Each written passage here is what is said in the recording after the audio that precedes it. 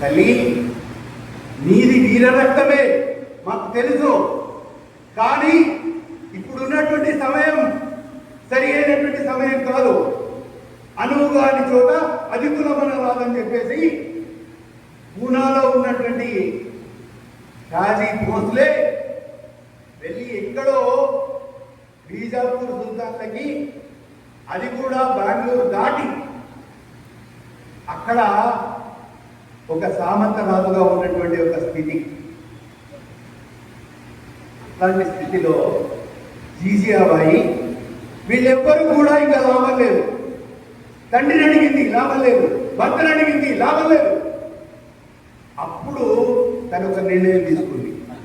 మానవ మాత్రంతో ఎవరితో కాదు ఇది, నేను సాధన చేస్తాను, నేను తపస్సు చేస్తాను, నేను శివుడిని ప్రత్యక్షం చేసుకుంటాను అని శివుడి గురించి తపస్సు చేస్తే రుద్రాంశ సంపూర్ణుడైనటువంటి ఒక వీర శివాజీ జీజియాబాయి యొక్క గర్భంలో పుట్టాడు.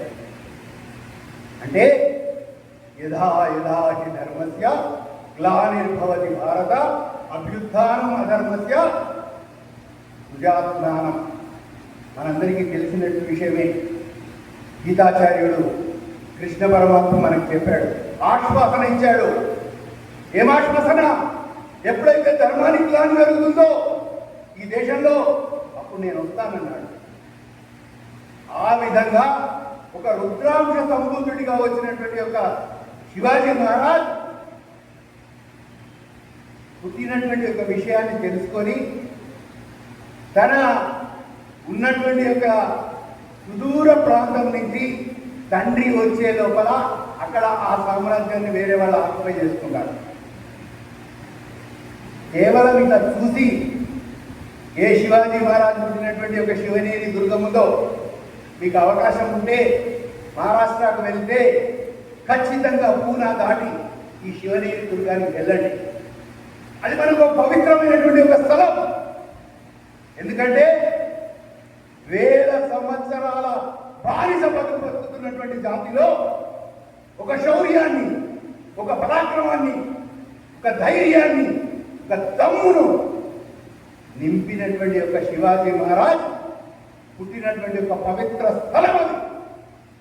అట్లాంటి శివనేరి దుర్గాన్ని దర్శించుకునేటువంటి భాగ్యం చాలాసార్లు కలిగింది నాకు. వెళ్ళాను, దండం పెట్టుకున్నాను. అవకాశం ఉన్నప్పుడల్లా ఆ ప్రాంతానికి వెళ్తే తప్పకుండా అక్కడికి వెళ్ళి వస్తుంటాను.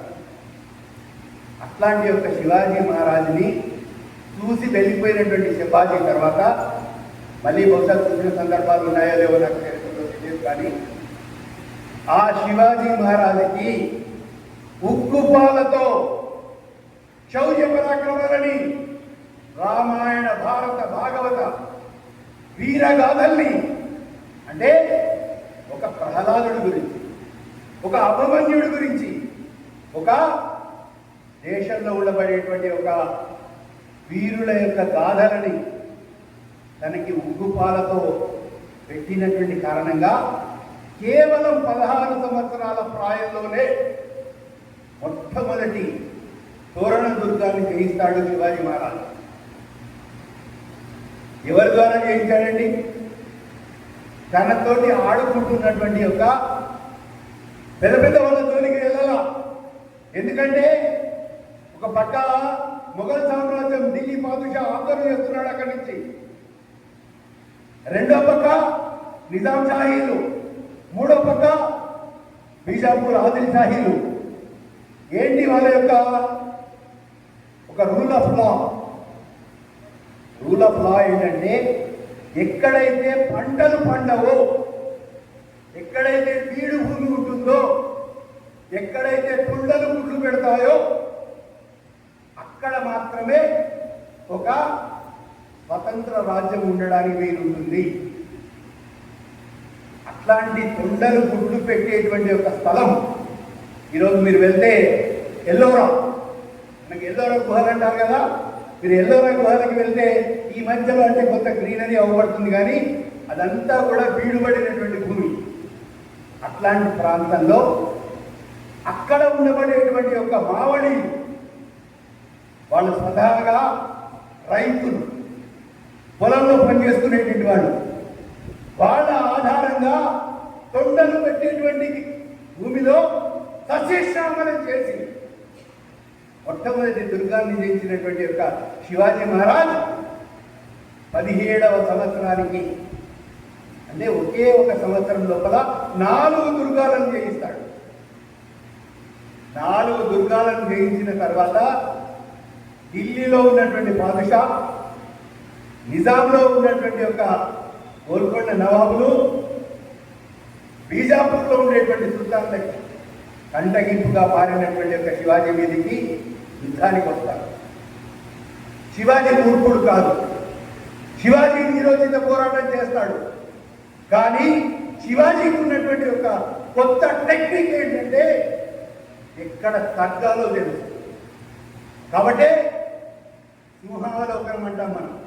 ఒక అడుగు వెనక్కేశాడు, అడుగు వెనక్కేసి ఆలోచించాడు, ఈ ముగ్గురిని జయించాలంటే నా దగ్గర ఉన్నటువంటి శక్తి సరిపోదు, దీనికి ఇంకా విగిడీకృతమైనటువంటి యొక్క శక్తిని సముపార్జించుకోవాలని 7 సంవత్సరాలు కామ్గా, నిశ్శబ్దంగా, సైలెంట్గా తన యొక్క జియో పొలిటికల్ అండర్స్టాండింగ్ని పెంచుకొని జియోగ్రఫికల్ దాని లోపలికి మిగతా మైదాన ప్రాంతం కాకుండా ఎక్కడైతే అడవులు ఉన్నాయో, ఎక్కడైతే కోటలు ఉన్నాయో, ఎక్కడైతే గుట్టలు ఉన్నాయో ఆ బండరాళ్ల మధ్యలో సుశిక్షితులైనటువంటి యొక్క సైనికులను తయారు చేసుకున్నాడు. అంతే, 7 సంవత్సరాల తర్వాత ఆగలేక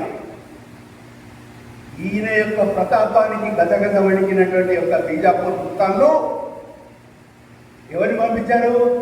అఫ్జల్ ఖాన్ని పంపించారు. అఫ్జల్ ఖాన్ అనేటువంటి వ్యక్తి క్రౌర్యానికే పరాకాష్ట. అంటే ఎవడి పేరు చెప్తే సూర్యచంద్రాలు కూడా ఆగిపోతాయని చెప్తారు, ఎవడి పేరు చెప్తే అన్నం తినేటువంటి ఒక పిల్లలు కూడా, అమ్మ అనేటువంటి ఒక లేగదూడలు కూడా నోరు తెరిచి ఉంటాయి అన్నంత భీకరమైనటువంటి యొక్క క్రౌర్యంతో ఉన్నటువంటి ఒక పరమ నీచుడైనటువంటి ఒక నికృష్టుడైనటువంటి ఒక రాక్షసాలకుడు. అట్లాంటి అఫ్జల్ ఖాన్ లక్షల సైన్యంతో శివాజీ మహారాజుని నామరూపాలు లేకుండా చేయాలనేటువంటి కంకణధారుడై తన జనాలలో ఉన్నటువంటి ఒక స్త్రీలందరినీ కూడా బావిలో తోసేసి చివరికి ఆయనకి ఇష్టమైనటువంటి ఒక చిన్న పట్టపురాణిని కూడా విషం పెట్టి చంపి, తెలుసు తనకి నేను బయలుదేరుతున్నానంటే ఇంకా మళ్ళీ తిరిగి వస్తానో రానో అనేటువంటి ఒక ఆ నిశ్చయమైనటువంటి స్థితిలో నుంచి బయలుదేరి 2 లక్షల సైన్యంతో వస్తే శివాజీ దగ్గర ఉన్నంత సైన్యం ఎంత? కేవలం 10,000. కానీ శివాజీకి తెలుసు శివాజీ ఇంతకుముందు శివాజీ కాదు. కాబట్టి శివాజీ ఒక సందేశం పంపిస్తాడు, అఫ్జల్ ఖాన్ నువ్వంటే నాకు దడ పుడుతోంది, నిన్ను చూస్తే నాకు భయం వేస్తుంది అంటే ఇంకా వాడు రెచ్చిపోయి